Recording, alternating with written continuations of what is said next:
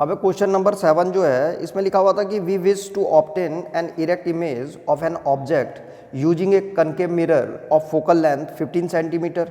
What should be the range of distance of the object from the mirror और what is the nature of the image.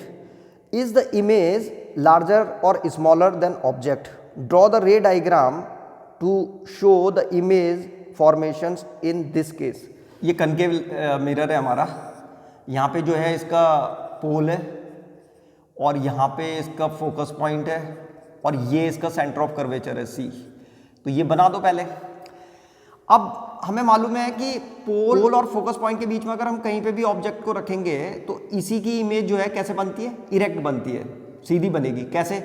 एक principal axis के parallel एक रे construct करी तो ये कहाँ से होकर के जाएगी, फोकस से होकर चली जाएगी. ये तो ये ऐसे करके फोकस से होकर चली गई.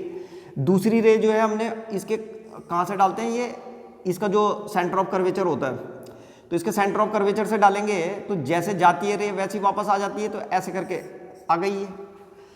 तो इन दोनों को आगे बढ़ाते हैं तो ये कहीं पे नहीं मिलेगी, दूर दूर हो जाती है एक दूसरे. तो हम इनको पीछे की तरफ बढ़ाते हैं ऐसे करके. तो यहाँ पे एक इमेज बन जाएगी ऐसे करके.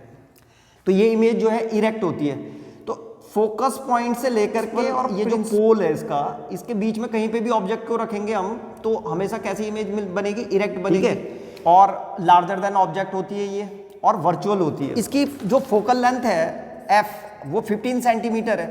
तो पूछ रहा था कि अगर हमको एक इरेक्ट इमेज चाहिए तो कहाँ पे रखना पड़ेगा. तो जो डिस्टेंस होना चाहिए वो 15 सेंटीमीटर से कम होना चाहिए. तो कहीं पे भी अगर हम ऑब्जेक्ट को रखें जिसका डिस्टेंस 15 सेंटीमीटर से कम हो तो हमेशा जो है इरेक्ट इमेज मिलेगी हमको. इसका मतलब ये what should be the range of the distance of the object from the mirror.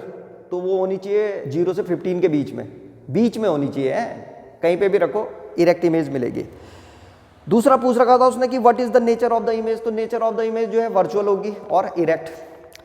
और तीसरा पूछ रखा था उसने कि इज इमेज लार्जर और स्मॉलर देन ऑब्जेक्ट. तो हम देख रहे हैं ये लार्जर बना हुआ है तो इसका आंसर आएगा larger. Draw a ray diagram to show the image formation in this case. तो ये बना रखा है हमने. तो ये हो गया क्वेश्चन नंबर 7.